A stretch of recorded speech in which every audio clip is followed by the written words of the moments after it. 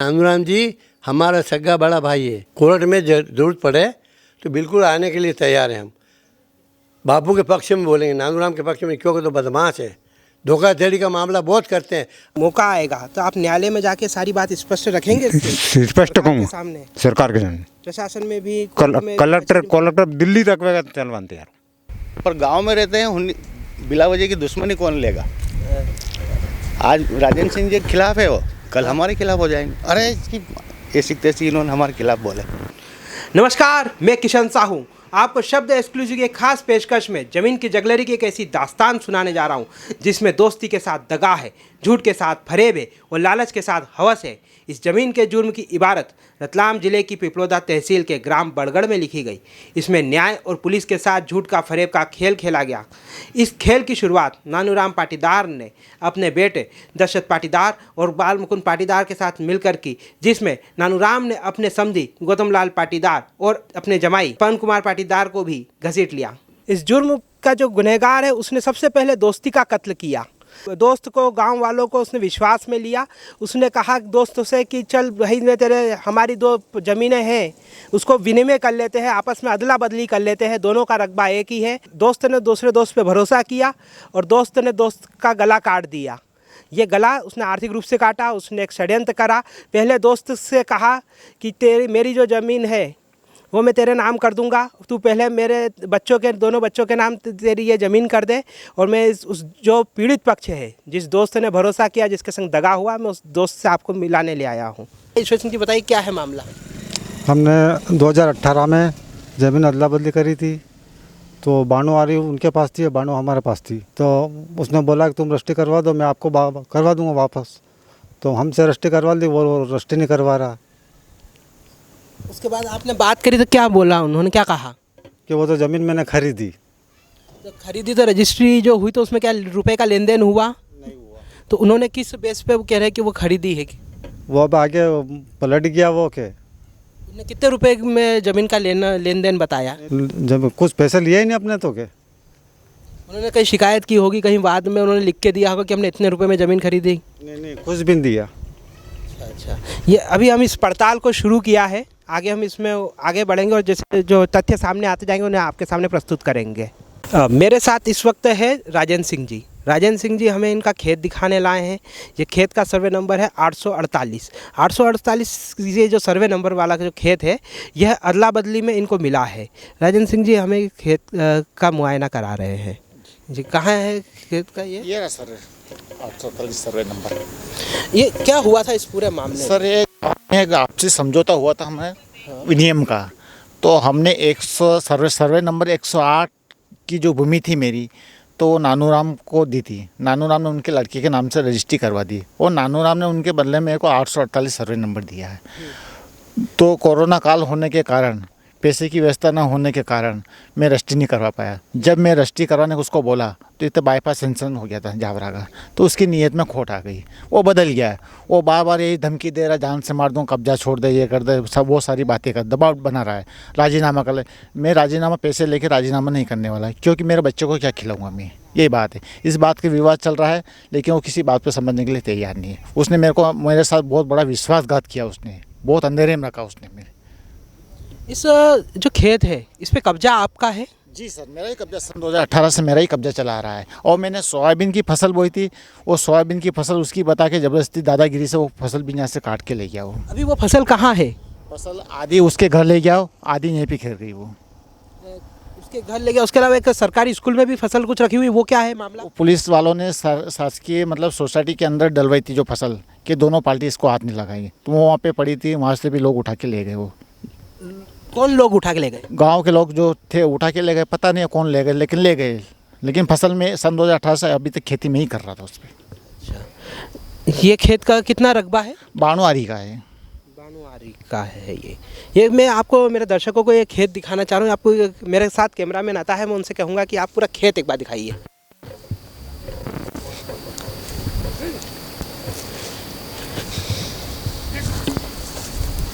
मेरे साथ है इस वक्त भगवंती लाल पिता चिमन लाल जी। यह इनके पड़ोसी और ये हमें बताएंगे कि क्या था पूरा मामला। पूरा जानकारी तो हमारे को नहीं है, लेकिन 4-5 साल से यही खेती कर रहे हैं। कौन खेती कर रहा है इस खेत पे? राजेंद्र सिंह जी। कौन सा खेत आप हमको चल के दिखा देंगे? ये पास में ही है हमारे, वहाँ जाके क्या हम हमारे पास ही थे। अच्छा अच्छा। तो ये पहले खेत किनका था, कौन खेती करता था इस पे पहले? पहले 5-6 साल पहले तो और नानूराम जी कर रहे थे, नानूराम जी कर रहे थे और अभी ये राजेंद्र सिंह जी कर रहे हैं। अभी ये कर रहे हैं। और आपको इस बारे में कुछ न्यायालय में विवाद चल रहा है, कुछ पता है आपको? नहीं, कुछ भी पता नहीं। चलिए ठीक है। मेरे साथ इस वक्त एक और इनके गांव के निवासी मौजूद है। मैं गांव के इनसे बात करूंगा, आप भी देखिए। क्या नाम साहब आपका? श्याम बाबू पाटीदार। आप इस गांव में ही रहते हैं? बरगढ़ रहते हैं। ये क्या है पूरा मामला? ये खेत का है, इनका उल्टा पल्टा कुछ करा था और अभी इनके ही कब्जे में है 5-6 साल से। तो इनका खेत उन्होंने रखा, इनको उल्टा पल्टी करी, उन्होंने रस्टी करवा ली, इनको रस्टी नहीं करवाई। अभी राजेंद्र सिंह जी कौन सा खेत में फसल बो रहे हैं?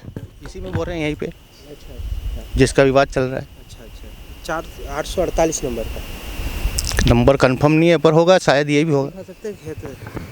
ये सामने तो है, चलो बता लो। यही तो है, बड़ा सा है, अब क्या दिखाना है इसको। वो कंफर्म हो जाए। अगर मौका आएगा तो आप न्यायालय में बताएंगे? देखो बताने में क्या है, अर्ज नहीं है, पर गांव में रहते हैं, बिला वजह की दुश्मनी कौन लेगा। आज राजेंद्र सिंह जी के खिलाफ है वो, कल हमारे खिलाफ हो जाएंगे। अरे इसकी ऐसी तैसी इन्होंने हमारे खिलाफ बोले, ऐसा होता है। अच्छा, न्याय की बात है तो न्याय की बात है तो ये जो खेत है इनको मिलना चाहिए राजेंद्र सिंह जी को। अभी ये राजेंद्र सिंह जी इसको कितने समय से? मेरे ख्याल से 5-6 साल 7 साल हो गए होंगे। और पहले इसको नानूराम जी नानूराम जी का, इनके भाई का है पास में, दोनों भाई का बंटवारा, एक भाई का टुकड़ा ये है, एक भाई का ये है। तो इन्होंने उल्टा पल्टा कुछ करा है, वो है सुना भी था हमने। बाकी अभी कुछ झगड़ा चल रहा है इनका, और क्या। मैं अभी राजेंद्र सिंह जी को लेकर उनके पुराने वाले खेत पर आ गया हूँ और इस खेत के बारे में अभी हमें राजेंद्र सिंह जी बताएंगे। क्या कौन सा अलग खेत है? सर ये खेत है मेरा पुराना वाला खेत।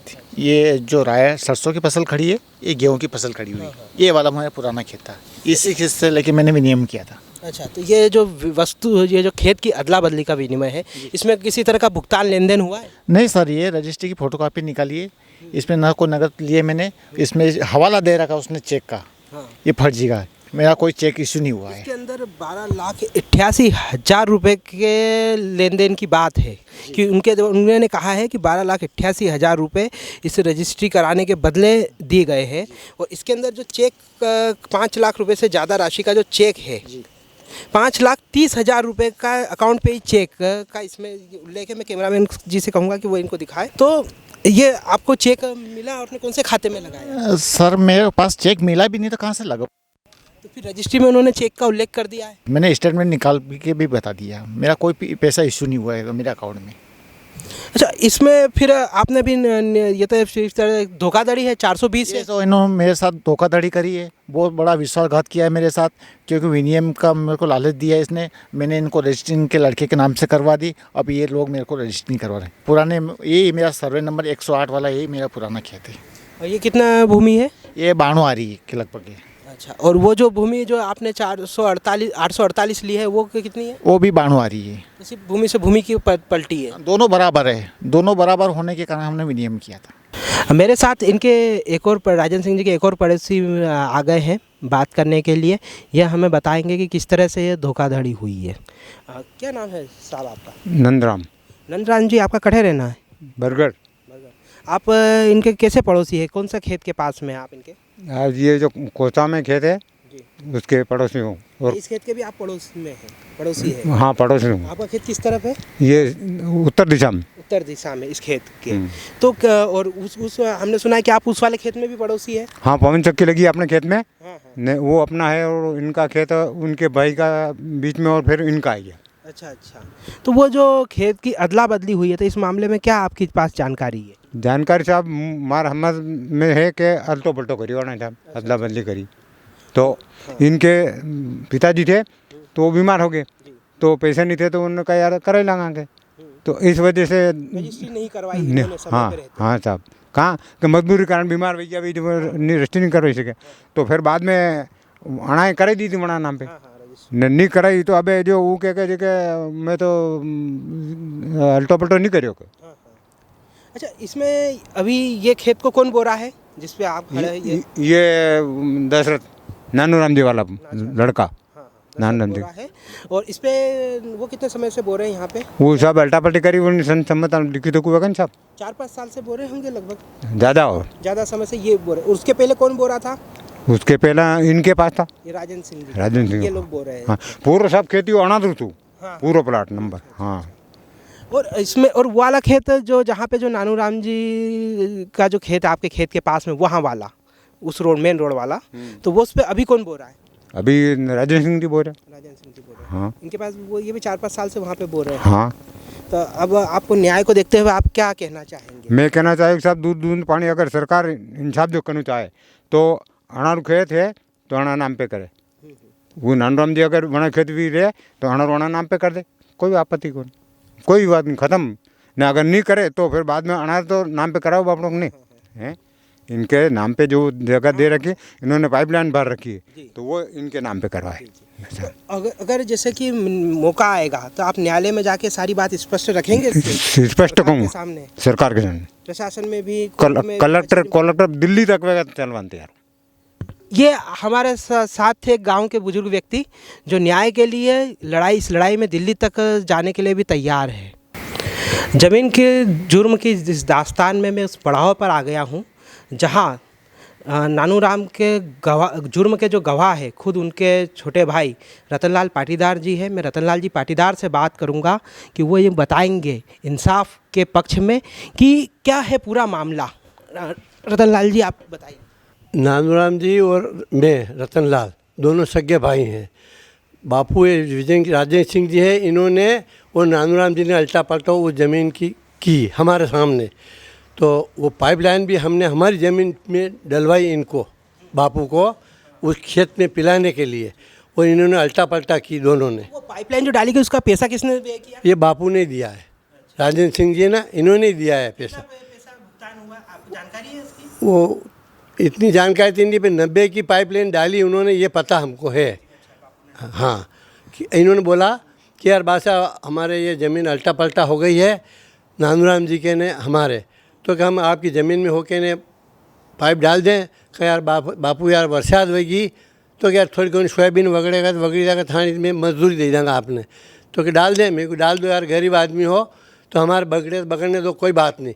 तो पाइप हमने डलवा दी इनके खेत में। जो अल्टा पल्टा जो हुई ना, उसी ज़मीन में नानूराम जी की जो ज़मीन थी ना वो अल्टा पल्टे वाली, उसी में इन्होंने पाइप डाली हमारे ज़मीन में होते हुए। ये उस जमीन को कब से बो रहे हैं जो आपकी? ये 17-18 2017-18 हाँ बो रहे हैं। हाँ तो अभी क्या विवाद हो गया है? अब इनके जो फसल आई इसमें इन्होंने क्या स्टे ले लिया। देखिए नानूराम जी हमको पता नहीं है स्टे लिया है, ये बता रहे थे कि स्टे मिल गया उनको।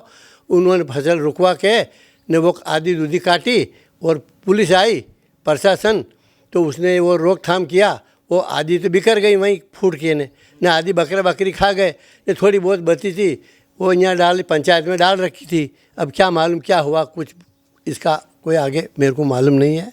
पर वो ज़मीन जो है जो अल्टा पल्टा हुई ये हमको जानकारी है कि वो नानूराम जी हमारा सगा बड़ा भाई है। उसमें मैंने जब मामले को तफ्तीश की हमने, तो हमने रजिस्ट्री जो देखी तो रजिस्ट्री में तो ये बताया गया कि 12,88,000 रुपये में इन्होंने उनको ज़मीन बेची, ऐसा रजिस्ट्री में उल्लेख है। और उसमें यह भी उल्लेख है कि 5,30,000 रुपये के चेक से भुगतान हुआ इनको बापू को। तो अब चूंकि जब बापू के स्टेटमेंट बैंक स्टेटमेंट हमने क्रॉस में चेक किए तो हमको ये उसमें मिला कि चेक से भुगतान नहीं हुआ। तो ये एक तो धोखाधड़ी का जो मामला है, तो इसमें आपका क्या कहना है? धोखाधड़ी का मामला है। कोई चेक वे के कुछ भी नहीं मिला, बापू को कुछ भी नहीं मिला। तो आपके सगे भाई है तो आप क्यों बापू के पक्ष में बोल रहे हैं? आपको तो भाई का साथ देना चाहिए। धोखाधड़ी का मामला बहुत करते हैं। अभी भी एक ज़मीन हमने बेची थी एक पटेल को 2-3 साल पहले। वो गोपाल सिंह जी पटवारी थे, जब हो गया होगा 8-10 साल की बात होगी। वो ज़मीन में क्या करा कि एल के इन्होंने नकली नफ्ती करवा करके ने वो ज़मीन उनसे छीन ली नानूराम जी ने, और 5 लाख रुपए उन पटेल से ले के ने खा गए, ने कह दिया कि ये ज़मीन तो मेरी थी। फिर डबल रजिस्ट्री करवाना पड़ी उनको। ये ऐसा काम है नानूराम जी का। आप अब अगर कोई ज़रूरत पड़ेगी तो आप कोर्ट कचहरी में आके बयान देंगे? हाँ बिल्कुल देंगे, बिल्कुल देंगे। आप जिस दिन बुलाओगे उस दिन आने के लिए तैयार हैं। कोर्ट में ज़रूरत पड़े तो बिल्कुल आने के लिए तैयार हैं हम। बापू के पक्ष में बोलेंगे, नानूराम के पक्ष में, क्योंकि तो बदमाश है, एक नंबर का बदमाश मेरा भाई है। पर सच्चाई बिल्कुल, भले मंदिर चढ़ के कह देता हूँ कि बिल्कुल ये नानूराम गलत है, झूठा बोलता है। पहले इनका थाने में रिपोर्ट हुई थी, बापू के नहीं इनके। तो नानूराम जी ने क्या किया कि इनके रिश्तेदार है मामट खेड़े में, लड़की के रिश्तेदार गौतम लाल जी करके नाम है, पाटीदार, वो भी हमारे रिश्तेदार भी हैं, अरस परस में समाज बहुत लंबा। तो इन्होंने क्या किया कि उनसे गवाह दिलवाई, तो क्या झूठा मत कहना कि उनके पक्ष में मत बोलना, नहीं तो रिश्ता अपने बिगड़ जाएगा। तो उन्होंने तो गौतम लाल जी ने कहा कि यार लेना देना हमको क्या है, हम झूठ क्यों बोलें, ज़मीन आएगी तो तुम्हारे, जाएगी तो तुम्हारे, पर गवाह हमारी तरफ दे तो नहीं देंगे, हम बापू की तरफ देंगे। क्योंकि जो बात हमारे सामने हुई कि अदला बदला की बात हुई ज़मीन की, जो नानूराम जी के और बापू के जो विवाद चल रहा, उस ज़मीन की बात का बता रहा हूँ मैं। तो वो कि नहीं कि तुम रिश्तेदार का है कि ऐसे अगर गलत बोलते हो तो तुम्हारा हमारा रिश्ता नहीं रहे, तो कोई बात नहीं कि रिश्ता नहीं रहे तो कोई दिक्कत नहीं, पर मैं बोलूँगा तो सच बोलूँगा।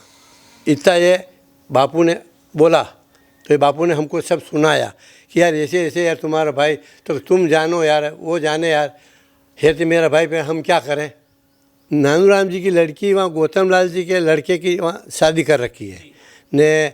एक जो पवन कुमार है ना, वो उनका गौतम का लड़का है, इसका जमाई है, नानूराम का जमाई है वहाँ। ये दोनों बाप बेटे ही हैं। अच्छा अच्छा। हाँ, इनके एक तो इनके समधी जी है, समझिए इनका जमाई है, गवाह हम में। गवाह में है। अब उनका क्या कहना है? अब वो केवलनाथ ये क्या वो उन्होंने बोला होगा, इसमें क्या लिख रखा है आपके इसमें?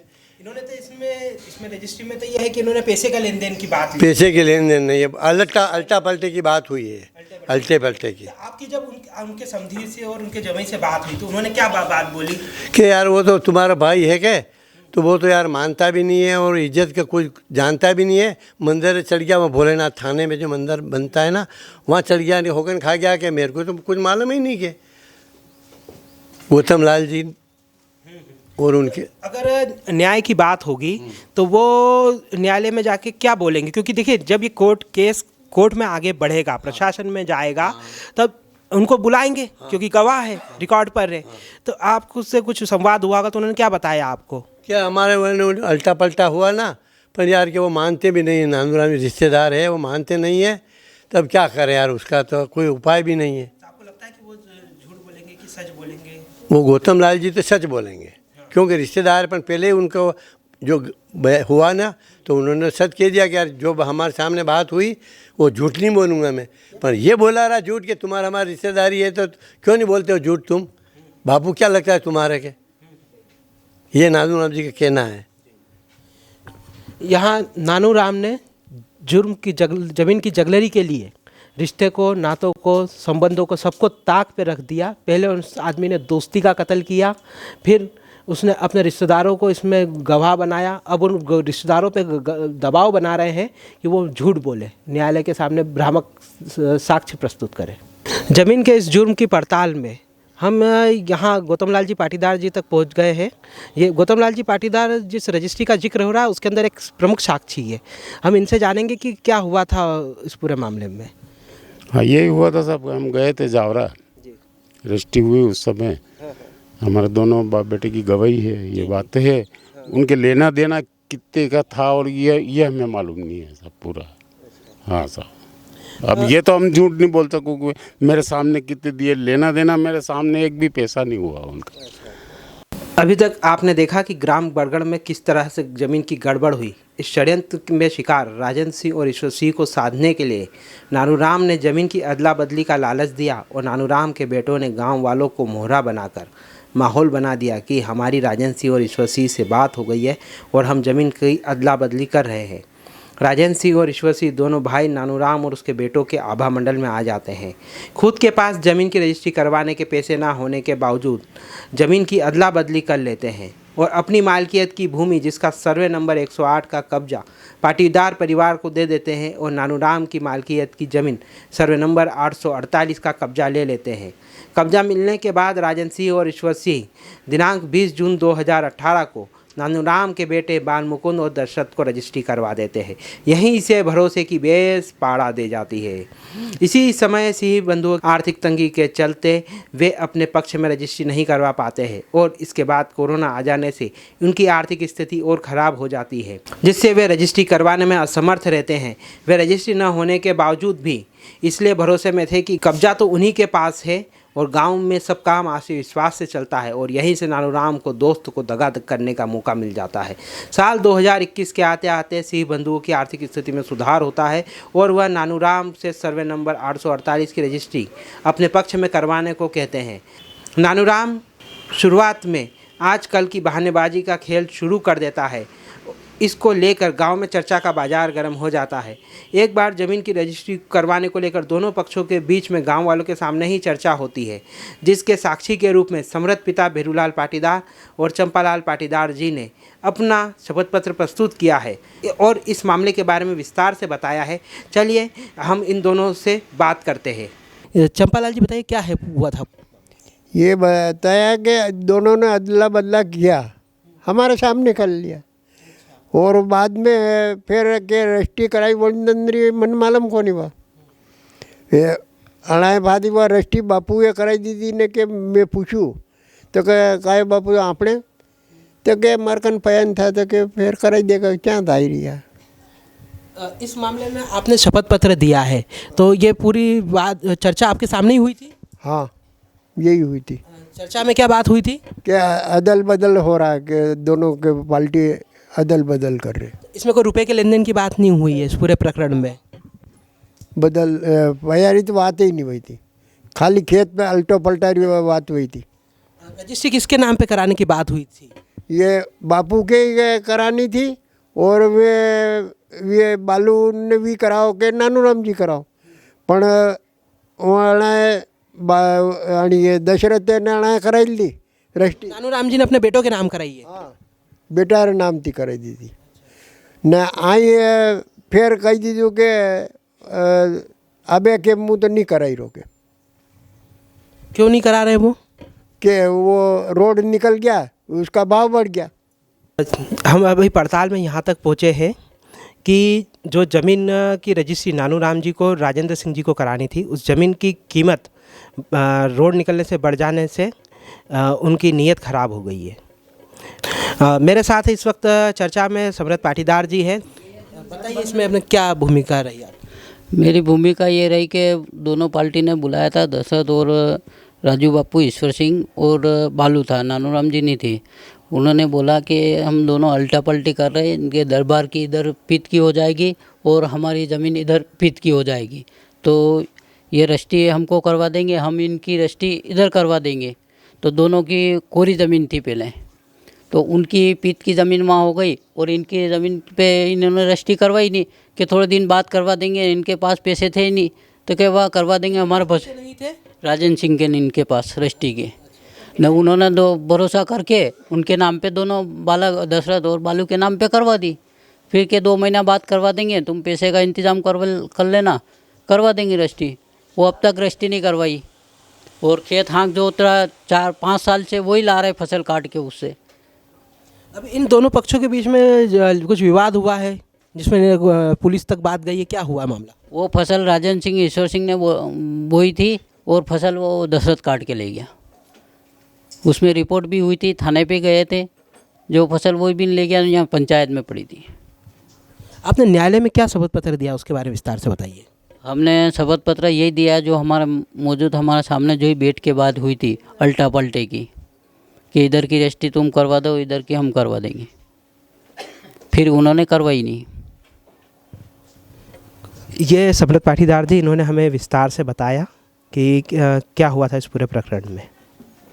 अब तक की पड़ताल में आपने देखा कि किस तरह से ज़मीन की जगलरी हुई है और कैसे एक पक्ष ने दूसरे पक्ष को धोखा देने के लिए रिश्तों, नातों, दोस्ती, समाज की मर्यादा, मान सब कुछ ताक पर रख दिया और यहाँ तक कि कानून के संग भी धोखाधड़ी करने से बाज नहीं आया। मेरे हाथ में इस वक्त जो आप दस्तावेज देख रहे हैं वह उस रजिस्ट्री की फ़ोटोकॉपी है जिसको राजेंद्र सिंह और ईश्वर सिंह ने दशरथ को और उनके भाई बाल मुकुंद को करवा दी थी। इस रजिस्ट्री में बताया गया है 12,88,000 रुपये का लेन देन हुआ है, जिसमें 7,58,000 रुपये नगद और 5,30,000 रुपये का अकाउंट पे चेक इंडसइंड बैंक का दिया गया है, जिसका नंबर 398941 है। यह खाता दशरथ पिता नानूराम जी पाटीदार के नाम पर है। इसमें सबसे बड़ी चौंकाने वाली बात यह है कि इस रजिस्ट्री में जिस चेक का जिक्र किया गया है, ऐसे किसी चेक का कोई भुगतान जो विक्रेता पक्ष है ईश्वर सिंह और राजेंद्र सिंह को नहीं हुआ है। ऐसे में इस रजिस्ट्री की वैधानिकता पर ही सवाल उठते हैं। इस मामले में हमने दशरथ पाटीदार से उनका पक्ष जानने के लिए संपर्क किया, गांव में नहीं मिले। उनसे फ़ोन पे संपर्क किया तो उन्होंने बताया कि वो मांगलिक कार्य में व्यस्त होने की वजह से नहीं मिल सकेंगे। उन्होंने अगले दिन फ़ोन करने के लिए हमें कहा। हमने उनसे जब फ़ोन किया तो उन्होंने फ़ोन पर हमारे एक शख्स से बात कराई, जिन्होंने अपना नाम महेंद्र गोखरू बताया। महेंद्र गोखरू ने हमसे चर्चा में बताया कि इस प्रकार से किसी चेक का लेन देन नहीं हुआ है और जो भी भुगतान हुआ है वो नगद में हुआ है। ऐसे में इस रजिस्ट्री की वैधानिकता पर ही सवाल उठते हैं। हम इस मामले में प्रकाश में आए तथ्यों को लेकर प्रशासन से अनुग्रह करेंगे कि वे इस मामले की विस्तार से जांच करें और दूध का दूध और पानी का पानी करने का कष्ट करें।